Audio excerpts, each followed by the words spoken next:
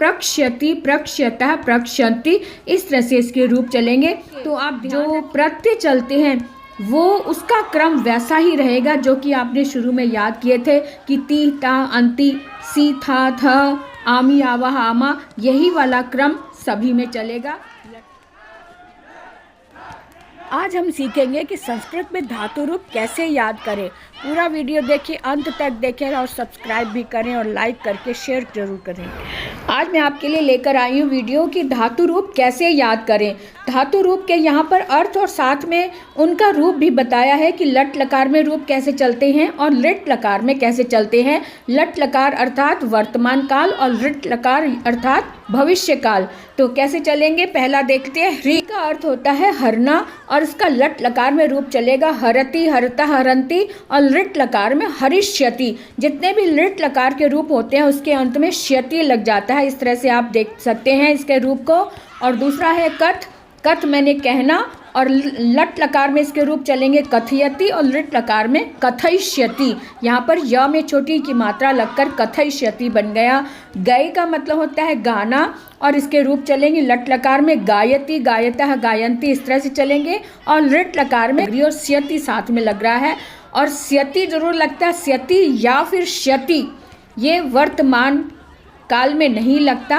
ये वाला रूप हमेशा ही लिट लकार में लगता है, श्यति या स्यति। अब चल धातु को देख ले। चल का मतलब होता है चलना और लट लकार में इसका रूप बनेगा चलति और इसके रूप चलेंगे चलति, चलतः, चलंती, इस तरह से। और लिट लकार में इसका रूप बनेगा चलिष्यति। तो चलिष्यति, चलिष्यतः, चलिष्यन्ति, इस तरह से इसके रूप चलेंगे। आगे देखते हैं दा। दा धातु का अर्थ होता है देना। इसके रूप चलते हैं यच्छ से, यच्छति, यच्छतः, यच्छन्ति, इस तरह से इसके रूप चलते हैं लट लकार में। और लिट लकार में दास्यति, जो मेन धातु है वही वापस रूप आ जाता है दास्यति, इस तरह से इसके रूप चलेंगे दास्यति, दास्यतः, दास्यन्ति। अब उसके बाद आता है स्मृ। स्मृ का मतलब होता है याद करना और इसके रूप चलते हैं स्मरति, स्मरतः, स्मरन्ति। और इसके लट लकार में तो रूप चलेंगे ये स्मरति, स्मरतः, स्मरन्ति।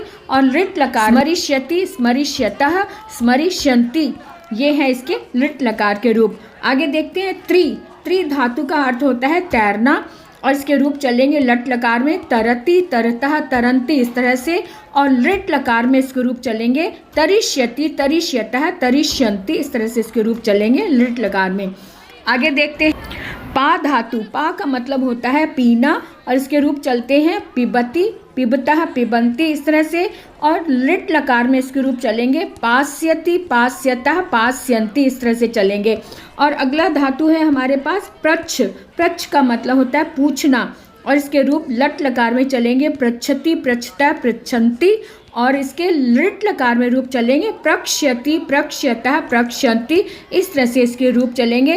तो आप ध्यान रखें इसमें जो विभक्तियों के, इसमें जो धातु के जो प्रत्यय चलते हैं वो उसका क्रम वैसा ही रहेगा जो कि आपने शुरू में याद किए थे कि ती, ता, अंति, सी, था, थ, आमी, आवा, आमा, यही वाला क्रम सभी में चलेगा, लट लकार में भी और लिट लकार में भी। लिट लकार में ती, ता, अंति से पहले श्य लग जाता है, इतना ध्यान रखना है। तो इसे ध्यान रखेंगे और इसे याद करें और मुझे बताएं कि आपको ये क्रम कितना पसंद आया।